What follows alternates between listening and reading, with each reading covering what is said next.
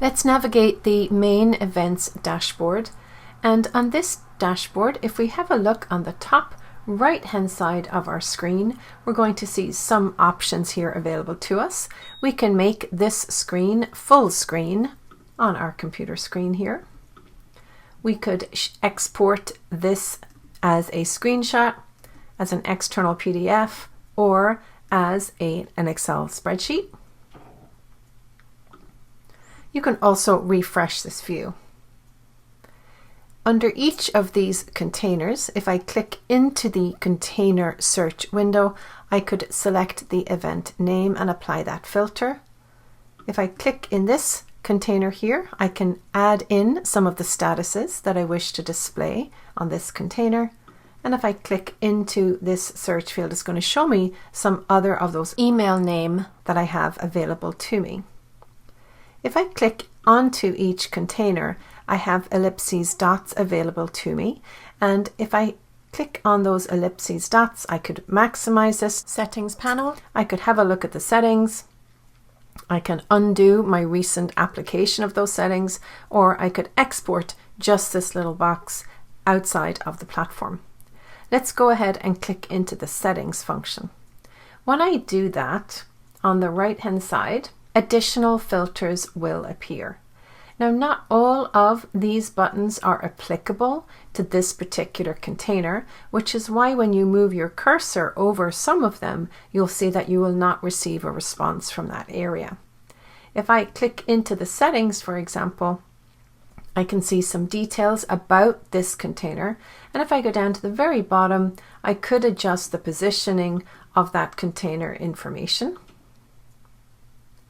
And if I click on the filter section here, I could add additional filters.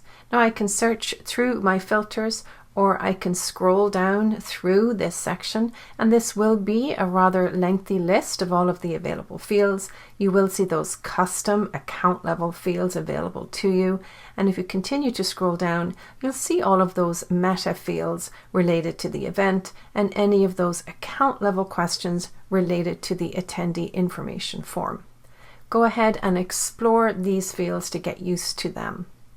Now I'm going to go ahead and close this sidebar menu, and as I click on the ellipses across all of these containers, the settings panel will appear repeatedly. Under the filter option here, I'm going to apply the filter of when the event was last modified, and when I click on the apply button, on the bottom part of my screen here, I'm seeing a time scale available to me. I'm seeing this tab set up here, event last modified, and I can adjust the time scale here. I'd like to have a look at events that were modified in the last few months, so I can use this visual indicator of calendar here to apply that setting, and I'm going to go ahead and apply that filter, and then my dashboard will adjust accordingly. And I'm going to open up the ellipses in one of these other containers and click on settings, and again play around with the filters that I have available and see how they affect my container. Let's scroll down a little bit further to the conversion rate box that's here, and let's head over into settings for this one. If I click on add filter, you can see that these particular attributes are related to the marketing module. So in this initial dashboard, the events dashboard that you are given, you can see that you cannot tweak or change the containers or the display of that containers. What you can do is explore it in depth.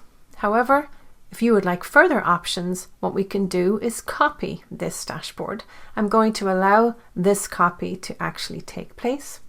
And when I allow the system to open up the copied dashboard, I'm going to see a little bit more of my menu options available to me. I can rename this dashboard. Maybe this is one that I want to work on to create my own reports, and I can see that I have a lot more menu options available to me on the top right hand side. Let's look at the customization available to me in my personal dashboards in our next video.